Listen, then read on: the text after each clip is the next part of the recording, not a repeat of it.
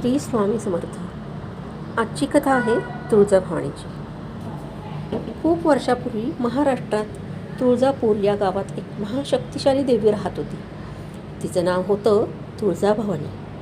ती भक्तांच्या संकटांवर मात करणारी, दुर्जनांचा नाश करणारी आणि सज्जनांना वरदान देणारी. एकदा असं झालं की महिषासूर नावाचा एक राक्षस पृथ्वीवर धुमाकूळ घालू लागला. त्याने अनेक देवदेवतांना त्रास दिला.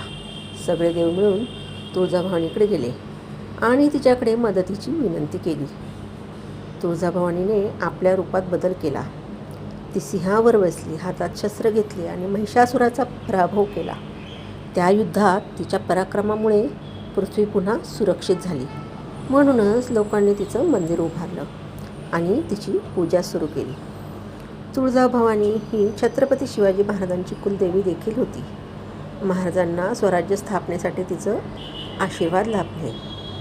त्यामुळे ती केवळ देवीच नाही तर महाराष्ट्राची प्रेरणास्रोत ठरली. तुळजाभवानीची ही गोष्ट आपल्याला शिकवते की संकट कितीही मोठं असलं तरी धैर्य, शक्ती आणि श्रद्धा असली की विजय निश्चित होत असतो. तुळजाभवानी माता की जय.